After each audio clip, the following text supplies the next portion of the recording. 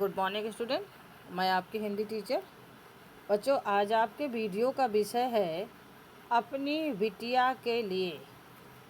आपकी पाठ्य पुस्तक अनुराग हिंदी पाठमाला पाठ 10 अपनी बिटिया के लिए, इसका शीर्षक है। आप पाठ 10 ये एक कविता है, इसके विषय में आप इस कविता के विषय में जानें। कविता का शीर्षक है अपनी बिटिया के लिए, अर्थात इसमें जो लेखक है, लेखक का नाम है सर्वेश्वर दयाल सक्सेना। अर्थात इसमें सर्वेश्वर दयाल सक्सेना का जन्म 1927 यानी 1927 और मृत्यु हुई है 1983 यानी 1983 को। बच्चों, यह कविता अपनी बिटिया के लिए जो कवि है वो अपनी बिटिया को संबोधित करते हुए प्रकृति का उदाहरण जो है अपनी बिटिया के माध्यम से दे रहा है। अर्थात इसमें जो उसने वर्णन है वो भोर के समय को लिया। भोर माने उगते हुए सूर्य, जब लोग सोकर उठे हैं उस समय अपनी बिटिया को जगाकर भोर का वर्णन कर रहा है। उस समय का जो प्रकृति का जो दृश्य होता है भोर के समय का, उसका वर्णन यहाँ पर अपनी बिटिया के माध्यम से, जगाने के माध्यम से कर रहा है। सर्वेश्वर दयाल सक्सेना ने इस पाठ में एक ऐसी प्रकृति की अद्भुत छटा छोड़ी है जो एक सुबह के मनोहारी दृश्य को पूरा चित्रात्मक ढंग से उन्होंने इसका वर्णन किया है। तो यहाँ पर कविता के माध्यम से हम लोग इसको समझते हैं। पेड़ों के झुंझुने बजने लगे, लुढ़कती आ रही सूरज की लाल गेंद, उठ मेरी बेटी सुबह हो गई।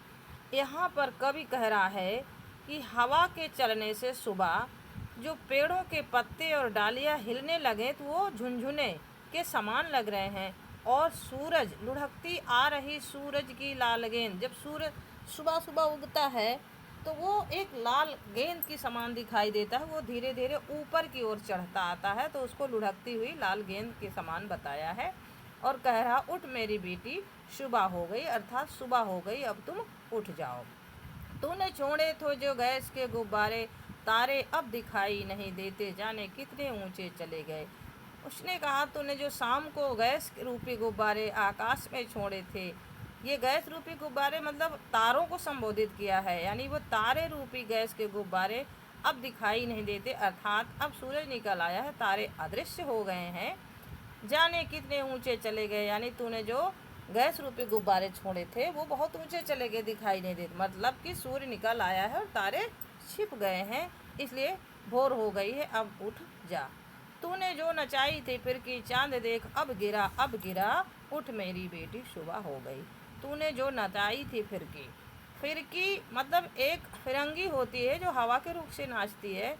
उसने चांद को फिरकी बताया क्योंकि वो भी गोल होता है और फिरंगी भी गोल होती है। उसने कहा कि जो तो शाम को फिरकी यानी फिरंगी नचाई थी, देख अब वो गिरा, अब गिरा, अब वो नीचे गिरने वाली। आकाश में जो चांद होता है रात में दिखाई देता है और सूरज के निकलते ही वो चांद धीरे धीरे दिखाई नहीं देता, अर्थात वो नीचे गिरता हुआ दिखाई दे रहा है। उठ मेरी बेटी सुबह हो गई, अर्थात ये सुबह हो गई है, अब तुम उठ जाओ। तूने थपकियां देकर जिन गुड्डे गुड्डियों को सुला दिया था, छीले मुंह रंगे आंख मलते हुए बैठे, गुड्डे की जरतारी टोपी। उसने कहा, शाम को जिन गुड्डे गुड्डियों को तू खेलती थी, जिनको तुमने सुला दिया था, वो अब सब जग गए हैं, अर्थात पशु पक्षी बंदर आदि जो छोटे छोटे जीव जंतु हैं वो सब अब जग गए हैं और वो सब आँख मलते हुए बैठे हैं। और गुड्डे की जरतारी, तुमने जो गुड्डे को टोपी पहनाती हो वो उल्टी पड़ी है, नीचे गिर पड़ी है और वो तलैया के रूप में, तलैया माने जिसमें जैसे छोटा सा ताल होता है उसमें पानी भरा होता है, तो जो गुड्डे की टोपी है उल्टी पड़ी है तो उसको यहाँ से कवि ने छोटी तलैया के रूप में उदाहरण बताया है। तो वह देखो उड़ी जा रही चूनर, नदी में सुबह जब हवा चलती है तो नदी का पानी लहराता है, तो उसको कवि ने यहाँ चूनर यानी चुनरी के रूप में कहा। तेरी गुड़िया की झिलमिल नदी, उठ मेरी बेटी सुबह हो गई, यानी नदी में जो लहरें उठ रही हैं उसे कवि ने चूनर यानी चुनरी का रूप दिया है, यानी झिलमिलाती हुई नदी को उड़ती हुई चुनरी बताया है। उठ मेरी बेटी सुबह हो गई, उसने कहा ये सब सुबह के भोर के होने का ये दृश्य है, इसलिए तुम अब सुबह हो गई है, उठ जाओ। तेरे साथ थक कर सोई थी जो तेरी सहेली हवा, जाने किस झरने में नहा कर आ गई है। गीले हाथों से छू रही तेरी तस्वीरों की किताब, देखो तो कितना रंग फैल गया। उसने कहा तेरे साथ, यानी हवा भी शाम को कम चलती है, बंद हो जाती है, सुबह होते तेज हो जाती है। कि वो भी थक कर जैसे लगता था सो गई तेरी साथ, लेकिन वो भी अब सुबह सुबह लगता है किसी झरने से नहा कर आ गई। अर्थात उसका हवा का जो झोंका है वो ठंडा है, सुबह की हवा बहुत ठंडी होती है, तो ऐसा लगता है वो गीले हाथों से तुझे छू रही है और तेरी तस्वीर को छू रही है, तेरी किताबों को छू रही है। देख तो कितना रंग फैल गया है, यानी सूर्य उगते ही पूरे प्रकृति में रंग फैल गया है। यहाँ एक कवि प्रकृति का वर्णन। घंटियों की आवाज़ धीमी होती जा रही है, दूसरी गली में मुड़ने लगा है बूढ़ा आसमान। घंटियों की आवाज़ धीमी होती जा रही है, अर्थात जो रात में जीव कुछ ऐसे रीवा ऐसा एक जीव है जो रात में बहुत तेज़ बोलता है, तो घंटी की जैसे उसकी आवाज़ होती है। सुबह होते ही वो भी अपनी आवाज़ बंद कर लेता है, तो उसकी आवाज़ भी धीमी पड़े।